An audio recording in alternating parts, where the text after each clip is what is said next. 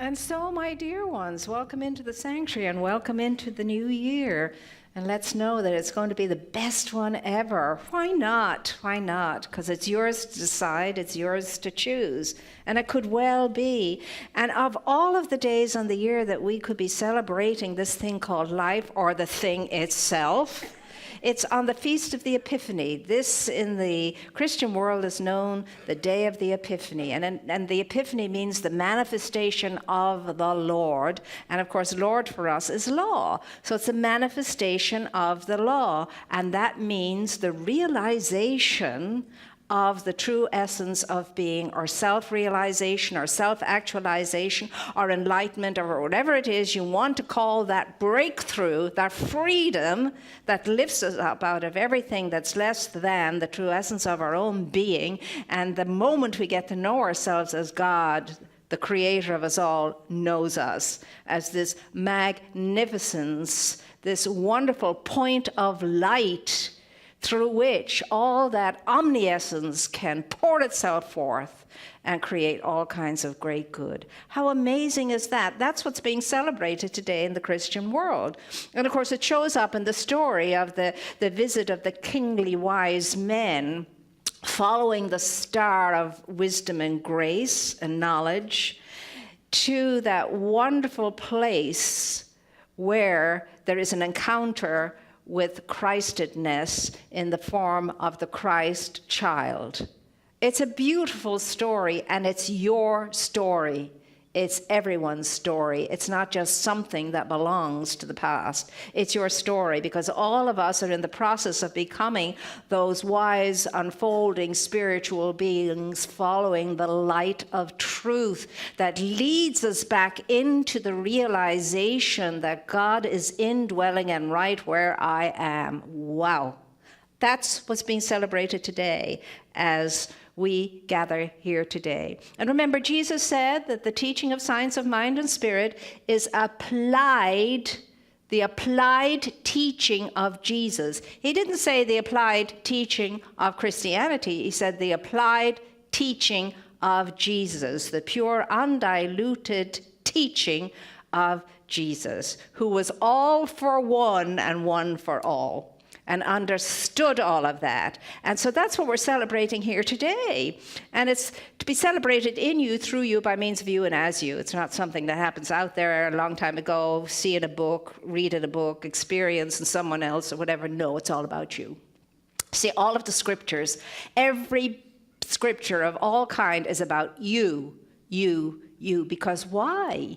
You are the Word made flesh. Believe it or not.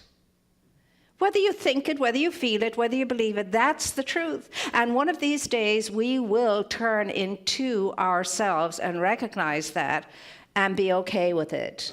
And then we'll be free. Then we will not be bounded or limited by anything, and we will never again have a negative thought or utter one criticism or judgment, never again. Because we will know what life is and how life is. And Ernest Holmes says, the science of mind is the study of life and the nature of the law. And the law, of course, is just how life works. The study of life and how it works, grounded, he said, and directed in thought and in the understanding that we live in a spiritual universe. It's a spiritual universe. It's an energetic universe. It's an infinitely intelligent universe. And that's where we live, move, and have our being. In other words, we're in the flow, and the flow is in us, and the flow is moving through us magnificently if we so decide. If we decide to allow it to flow through us magnificently, we can. But if we want to fall asleep to that and forget about it, then that's the kind of existence we're going to have. Iffy at best. Iffy at best. And so isn't that a wonderful thing to know? And he says not only that, but it's grounded also in the realization and the understand that this thing called life, this thing called God, this thing called the infinite, this thing called the divine, this thing called, whatever you want to call it, whether it's going to be called the original cause, or whether it's alpha or omega, whatever all that stuff means, whether it's called, what does that mean? I am the alpha and the omega. You say that to a child and you're trying to explain to a child their divinity. I mean, really, But anyway, we kind of get it as an adult, what that means, the beginning, the end, and so on. The first cause, yeah, we get that as an adult. Or whether you want to call this thing Shiva or Buddha or Allah or Jesus or whatever it is you want to call it, and I want to call it, whether we want to call it, all that is good and whole and wholesome, doesn't matter, because none of that describes what it is. It's life. It's life, fullness of life, all of life, oneness of life, completeness of life, and it's energy, energy, energy, energy, energy. That's what it is. And you know that because you know you're an energetic person. And you know when the energy is flowing through you, you can feel you can roll up your sleeves, take it all on, and conquer the world when your energy is high and bright and wonderful and powerful and forceful. However, when that energy is low, when that energy is sinking, it's a whole different ball of wax. It really is. So it's all about energy, energy, energy. That's force, that's power. That's intelligence, that's energy. And it moves. You see, the thing about life is it's active, it moves. And you and I want to keep it moving in an expansive, empowering way as much as possible. Remember, 51% of the time will do it. If you get to 51%, you can do anything, achieve anything, accomplish anything, because life, you do then know, is with you. And not only is it with you, but it's for you. Life is for you, cheering you on. It's your cheerleader. That's what life is. It doesn't get in the way of us. We get in the way of the life that flows through us. And that's what the teaching is all about. And Ernest Holmes also says that within science of mind and spirit, there is to be no superstition, no dogma, no opinion, and no fear. It should be minus all of those things. Superstition, dogma, opinion, and fear. And what is the greatest fear? For me, I've come to conclude that the greatest fear is thinking I'm separate from God, from good, from life. That's the greatest fear for me now. To put myself in a situation or allow myself to think myself into a situation that thinks I'm separate and apart from this thing called the wholeness, the fullness, and the completeness of life. There's one power in the universe greater than you are, Ernest Holmes says. And you not only get to use it, but you direct it too. And you can direct it toward any good you so desire if you're one with it. If you're one with life, if you have been open to it, created a space for it to flow through you, created that vacuum, that beautiful space for your good to fill it up and flow through you out into your experience. Yes, Virginia, there is one power, one presence, one infinite being. Yes, my dear ones, there is one life. That life is God life. That life is perfect, and that life is my life, is your life now, not tomorrow. Not it used to be, but right here and right now. But it's yours to claim, it's yours to own, it's yours to move into, it's yours to know. And if you do that, there is no impediment of any kind that has the power over you. Whether it's mental or physical or emotional or spiritual, it has no power over you in your oneness. It has no power over you when you go into that sense and sensibility that right where I am, God is, and where God is, all is well. And where God is, only God can be and nothing else. Nothing else can be where God is. There can be nothing less than God where God is.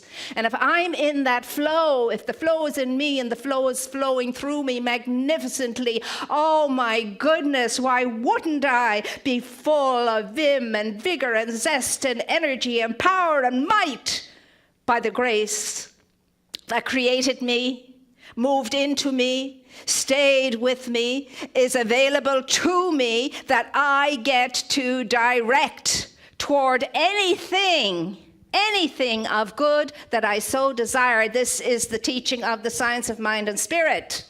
It is the teaching of life, how to live it and live it well, how to experience it at the topmost peak of any experience. That's what's available to you now. It always has been. But is it going to be the same old this year as it was last year? Every single year we delight in the month of January because we get to revisit the principles of science of mind, and we wake up again in it and we say, oh God, yes, I remember that. And I remember how I felt when I first came into this teaching. Oh my goodness, I couldn't get enough of it. I took every class, I read every book, I attended everything that was going on pertaining to it. I never missed a Sunday, and so on and so forth. Well, what happened to all that vim, vigor, and zest and verve? Where did all of that go? Let me tell you, Sunday is great and grand and glorious, and the most beautiful part of Sunday is we get to connect with each other, we get to touch each other, we get to reach out to each other, we get to take each other in, we get to be in each other's company. But if you really want to get on the inside of the teaching of science of mind, you've got to take the classes. I don't care if you come up to me and say, I read the books. Not the same experience at all. Life is about connection, connectivity. It's about interrelatedness. It's about being in the company of each other as well. That's the one thing we have going for us is community. The rest of it we can get on the internet. But we can't get community on the internet. We can't touch and meet and mix and mingle with each other in the way we can in the flesh, so to speak. And that's what's very important. Now, Jesus did indeed go away, and all the great ones went away to be on their own in retreat and spending time in their own company in the presence of Spirit, but they always came back and connected. And we're told that Jesus went up to the temple every time it was time to go to the temple because that was his practice. Jesus went to temple. We come to church or the center or whatever you want to call it, it doesn't matter. Church for us now just indicates a spiritual place where we go. The center. I like the center because we want to be on center. We want to stay on center. We want to live from the center out, not from the outside in. We ought not to feel we're out on the great outskirts of that great circle of life and we're trying to make our way into the center. And the nearer we get, the harder it is and the lower the energy goes, and oh my gosh. We want to be like this at the center, wanting to run out everywhere. That's the way we could be. That's what the teaching is. That is what the teaching is. Get up and live your life and live it deliciously, succulently. Live it in a way that's vibrant and energetic, and don't allow the turkey thoughts to get you down, because that's what will do it. It's thought and thought and thought alone that brings us to our knees. Thought brings us to our knees, and not in a good way. Awe and wonder brings us to our knees too, but in a beautiful way. You fall down before it. It's so beautiful. You see something that's gloriously, stunningly, awesomely beautiful, and you want to bow down before it. You really do. Or you want to fling your hands up in the air and say, oh my goodness me. Or say nothing, because it leaves us wordless and speechless. And speech is not necessary in the face of awe and wonder. It's an experience. It's a visceral thing. It's an experience. It's a vibrational thing, and you feel the vibe in every aspect of your physical being. That's what awe and wonder is about. Now, when were you awed like that last? When did you wonder like that last? I love that expression that our Amish friends use a lot. They'll say, it wonders me. It wonders me. I love that. And so often I find myself saying, it wonders me. See, you should wonder me. I should wonder you. Every person I meet should wonder me. That's what Science of Mind and Spirit is all about. It's the jazzed feeling of I get to get up today and I get to go out to meet one thing and one thing alone. I get to meet the presence in everything and in everyone that I encounter today. I get to meet the presence. And everybody else gets to meet the presence in me. And I'm no longer singing about it. I'm no longer singing. I'm here to remind you of your radiant magnificence. I'm just doing it and being it. I'm not just singing about it. And neither are you. I think singing about it is great. It reminds us to get there. I think it's a wonderful thing to do. Song is beautiful energy. It raises us up, it lifts us up, it moves us in a way that words spoken do not. But it's time to stop just singing. It's time to start being the singing that we're singing and become the song in experience and in expression. Don't you think? And that's what this year is calling us to. This year is calling us to the grandeur and the greatness of simply what? Being yourself. Just be yourself. Your godly self, your great self, your good self, your best self. That's all. That's the invitation, and that's only the invitation. It's to get on the path, on the energy level that's going to move us in the direction of once and for all being able to recognize us as the divine recognizes us, as its own image, as its own breath, as its own pulse of heart, as its own energy, because that's how the divine sees you and sees me. Not as we see ourselves, thank God. But it sees the truth in us in full vibrancy, because Spirit is always seeing us in our completeness, because there is no time in Spirit. There's only the everlasting present and the eternal now moment. And so, my dear ones, all of this is available to you. It's available to me. It's available to everybody who knows you, by means of you reminding them, because you could be this glorious, beautiful mirror into which they look and see themselves as they hardly have ever seen themselves before, because you are that reminder. I'm here to remind you. I'm here to remind you. I'm here to remind you. You're here to remind me. You're here to remind me. So can you imagine what would happen when you have a raging lunatic in front of you, as I was sharing this morning, and they're having a big blast at you, and then you smile and say, so you're here to remind me of my radiant magnificence? What a novel way of doing that. That's interesting. Thank you for sharing. Can you imagine the effect of that? Their mouths would drop open and they wouldn't know what to do with that. They wouldn't. And yet, that's what we're here to do. We're not here to berate each other, to gossip about each other, to complain about each other. We're not here to keep making lists of complaints.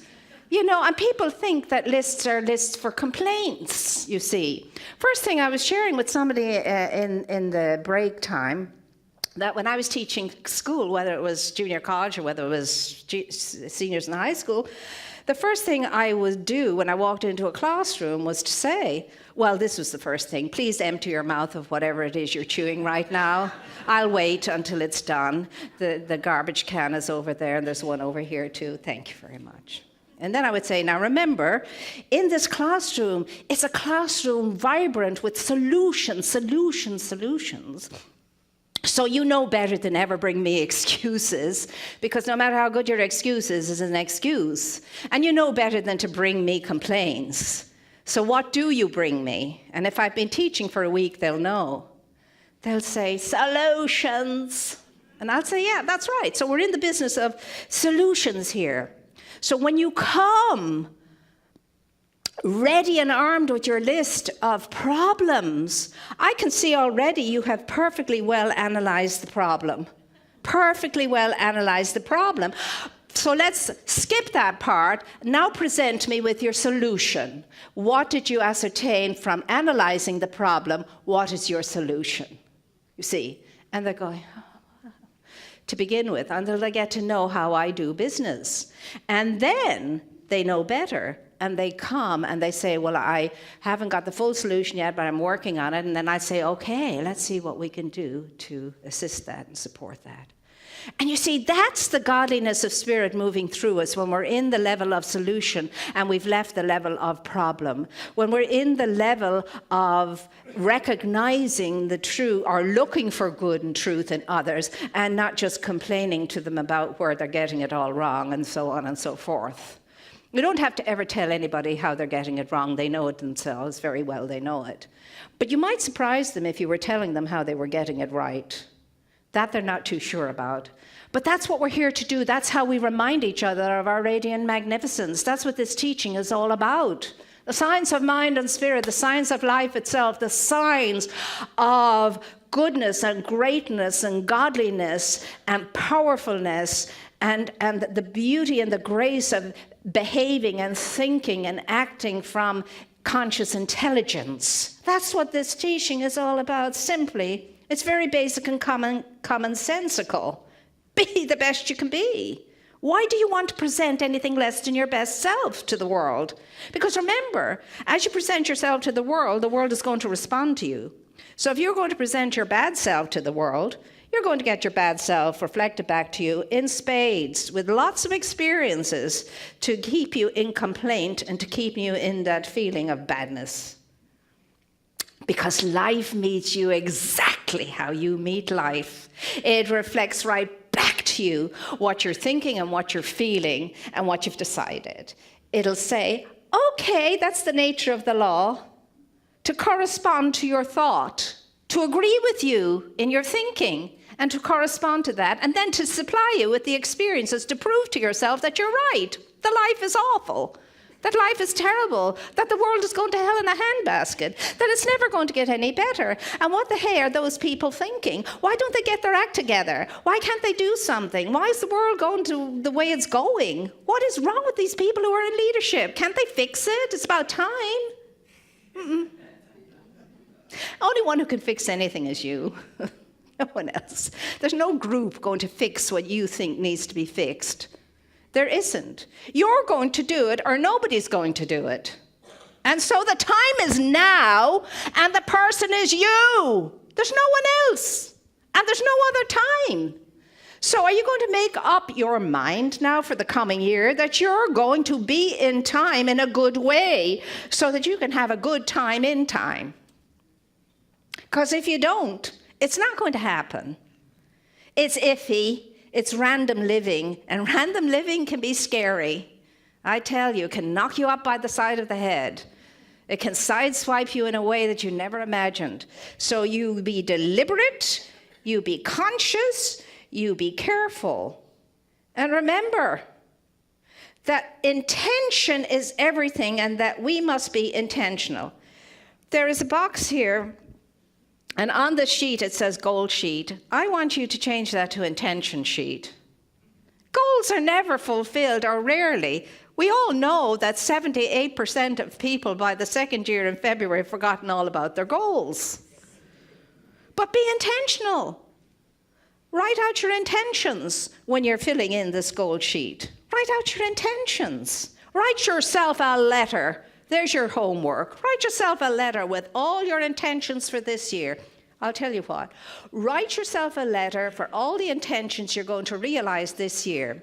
Put it in an envelope, put a stamp on it, bring it in here, and I'll have it sent to you in July. And we'll see how well you're doing. You better take a copy of it just in case you forget. Because I'm going to be sending those out in July, and you better be able to, at least 3 of them, check off. So that you can be true to yourself. To thine own self be true. My mother always taught us never break a promise. A promise made is a debt unpaid, she used to say. And that every time you break a promise to yourself, you're whittling away at your self-worth, self-valuation, self-esteem. You're whittling away until you get to the point where you can't believe in yourself anymore. And that you say, what's the use? It never works out. It's not for me, not in this lifetime. Baloney. Baloney, baloney, baloney. Remember, you're here to remind yourself first and foremostly of your own magnificence, because only then can you remind anybody else of theirs. What can you remind them of if you don't know it yourself? So I would say you are here to remind yourself first and foremostly of your amazing capability talent, genius. There's a genius at the center core of your being, bursting to break through, longing for you to open that portal and let it express and let it bring all that good into your life. So that, as I say, life becomes succulent and delicious and something that you love to chew and digest on and something you love to drink to the last drop every day. And you say, thank you for the cup of life today. It was delicious and wonderful and so sustaining and so maintaining, because that's what life is. It's creative. It sustains and it maintains what it creates, and it causes it to flourish and it causes it to thrive. It's your job. No one else is to do that in your own life, for your own life. And guess what? When you do it in your own life, for your own life, everybody else around you is lifted up and they're inspired to do the same in their lives. They look at you and say, oh my God, I knew her when, I knew him when, and if he can do it, she can do it. I sure as heck can do it too. So, what are you going to be? Are you going to be the one that comes up to somebody and blows out their candle? Or are you going to be coming up to them and lighting that candle again for them? Because we're either doing one thing or the other, because that's how we are as egoic, driven people. The ego has to stop driving us now. We have to release spirit and let spirit be the guide, the wisdom, the grace, the force, and the power that comes through us. So what kind of a new year are you on for? Are you ready to be new in this new year? Are you ready to do what it takes to be new in this year? When are you going to begin that? Now. So it is.